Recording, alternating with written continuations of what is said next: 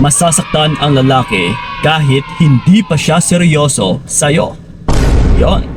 Yes, ito ha. Kahit hindi pa seryoso yung isang lalaki, or kahit sabihin man natin na niloloko ka, is masasaktan at saka masasaktan talaga siya sa gawain na ito. Na bilang isang lalaki na rin mga utol, isinisiwalat ko sa inyo. Ako nga, ano yung isang gawain na para masaktan din yung lalaki?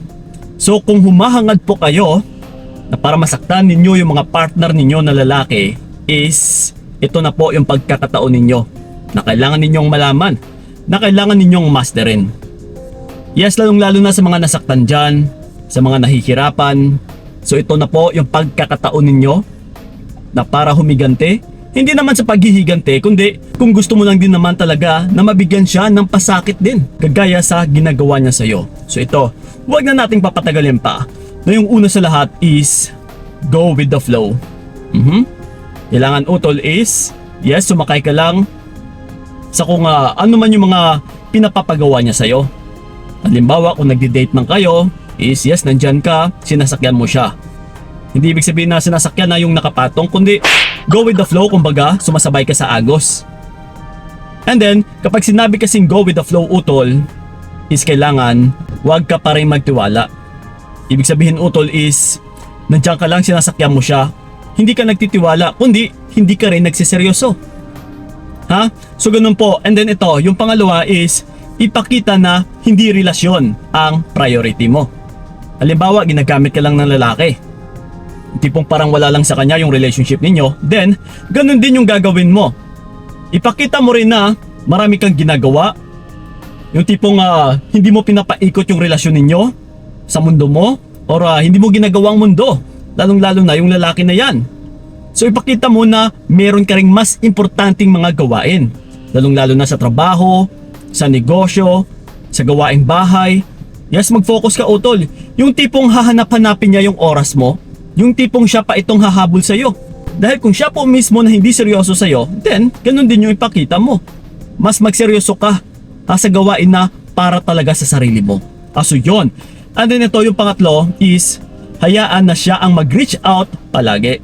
Yun na nga, like I said, hayaan mo na siya itong maghahabol. Hayaan mo na hahanap-hanapin niya yung presensya mo.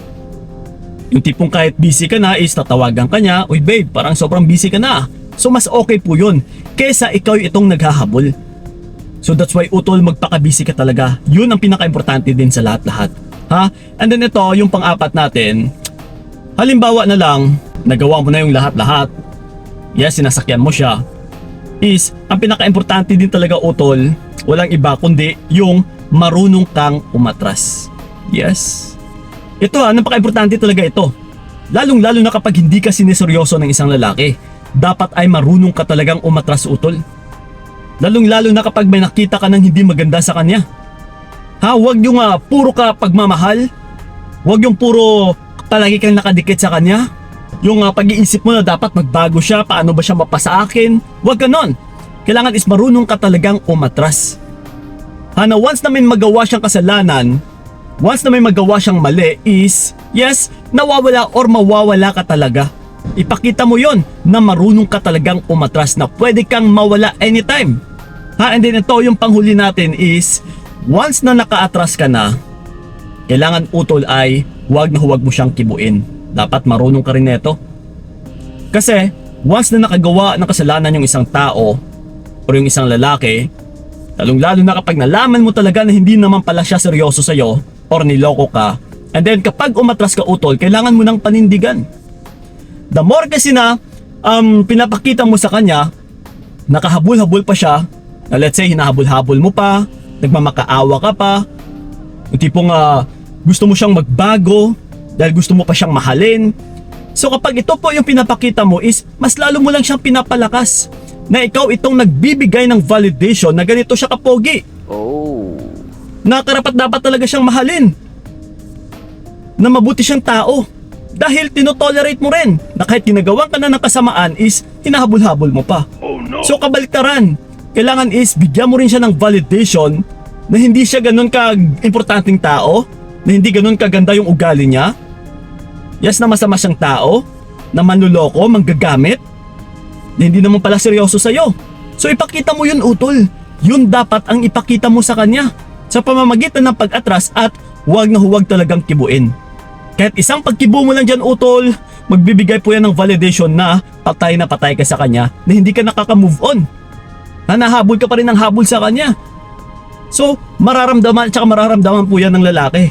Pero kung sa oras ng pag-atras mo, and then ever since hindi ka na nagpaparamdam, ay makakaramdam po ng bilang isang basura yung isang lalaki na, uy, hindi mo lang ako hinabol. Parang wala talaga akong kwenta. Yes. So ganun po. Para masaktan din siya.